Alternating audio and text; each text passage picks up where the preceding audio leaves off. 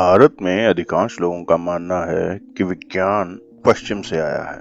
विज्ञान की पहली किरणें पश्चिम में फूटी और वहीं से ये जो टेक्नोलॉजिकल एडवांसमेंट हम देख रहे हैं, ये सब पश्चिम की देन है। पूर्व में या यूं कहें भारत में तो अंधकार ही था।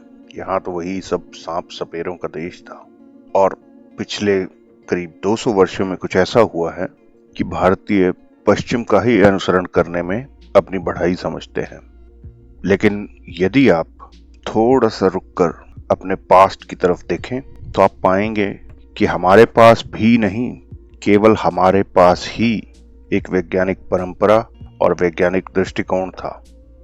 किंतु इस तथ्य की अनभिज्ञता के कारण भारतीयों को आज यदि आप कुछ बताएं तो उन्हें विश्वास ही नहीं होता कि दुनिया में विज्ञान के क्षेत्र में भारत की कोई भूमिका भी थी।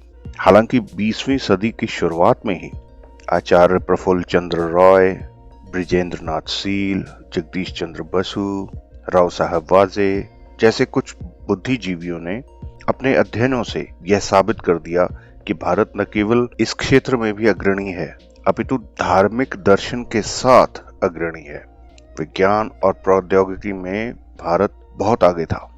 और इतना ही नहीं, हमारे पूर्वजों ने विज्ञान और आध्यात्म इन दोनों में जो सामंजस्य स्थापित किया हुआ था, वैसा तो आज कहीं देखने को भी नहीं मिलता है। और यही कारण है कि हमारे विज्ञान और वैज्ञानिकों ने अपने वैज्ञानिक दृष्टिकोण को संपूर्ण प्राणी जगत और पर्यावरण को ध्यान में रखते हुए विकसित किया। आज आधुनिक विश्व इसका महत्व समझ रहा है।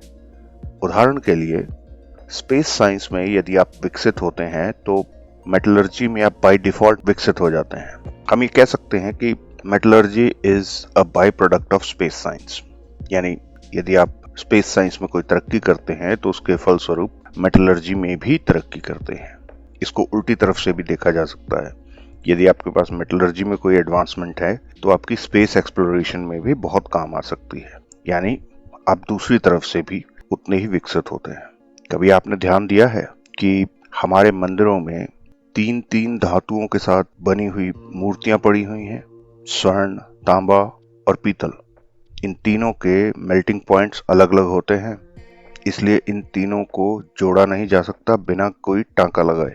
किंतु फिर भी हमारे मंदिरों में ऐसी मूर्तियां पड़ी हुई हैं जहां पर कोई जोड़ नहीं है। चलिए, ये तो थोड़ा दूर का एग्जाम्पल हो गया। आप सब ने देखा होगा कुतुब मीनार के साथ एक लोहे का स्तंभ है और उस स्तंभ का जो ज्ञात आयु है वो करीब करीब 2000 वर्ष तो है। आज तक उस पे कभी जंग नहीं लगा। दोस्तों, क्या आप ये समझ सकते हैं कि ऐसा कैसा विज्ञान था? मेटलर्जी में हम कितने विकसित थे कि हमारे पास इस तरह का ज्ञान था कि हम ऐसा लोहा बना सकते थे जिसमें कभी जंग ना लगे। और भी ऐसे कई उदाहरण हैं। कई विद्वानों ने विभिन्न लेखों और प्राचीन पुस्तकों में हमारे इस ज्ञान के बारे में अनेकों प्रमाणों के साथ लिखा हुआ है। मैंने अभी बताया प्रफुल्ल चंद्र रॉय की हिंदू केमिस्ट्री, बृजेंद्र नाथ सील की the positive science of ancient Hindus, Rao साहब वाजे की हिंदी सर्जिकल साइंस और धर्मपाल जी की Indian science and technology in the 18th century. इन सब पुस्तकों ने भारत में विज्ञान और टेक्नोलॉजी की परंपराओं को साफ प्रदर्शित किया है। हाल के ही दिनों में संस्कृत भारती ने बॉटनी या वनस्पति विज्ञान, भौतिकी या फिजिक्स, मेटलर्जी, धातु विज्ञान, रसायन विज्ञान या केमिस्ट्री आदि विज्ञान की कई धाराओं में, कई विधाओं में कई पुस्तकें संस्कृत में प्रकाशित कर इस ज्ञान को आगे बढ़ाया। इसके अलावा विज्ञान और आध्यात्मिक चिंतन के बीच समन्वय और सामंजस्य के बारे में फ्राइड्जोव, काप्रो, ग्रुस्कोव, जोफ्रिश्चेव और रामकृष्ण मिशन से सम्मानित स्वामी रंगनाथनंद जी, स्वामी चित्मनानंद जी, इनके भाषणों और अनुभवों के माध्यम से जो आज की सबसे महत्वपूर्ण आवश्यकताएं हैं, भारतीय वैज्ञानिक विचार और इसकी विशेषताएं दुनिया के सामने आ रही हैं। इस दिशा में अनेक विद्वान चिंतन एवं प्रयोग कर रहे हैं। इस साहित्य को पढ़कर आज की पीढ़ी को एक दिशा मिल सकती है। वे आत्मसम्मान प्राप्त कर सकते हैं और दुनिया को उन कई समस्याओं से बचा सकते हैं जो केवल भौतिकवादी विकास के कारण अनुभव की जा रही हैं। इन विद्वानों द्वारा लिखी गई पुस्तकों और लेखों के आधार पर हमने छोटे छोटे वीडियो की एक मल्टी पार्ट सीरीज तैयार की है, जिससे हम पूरे विश्व को भारत के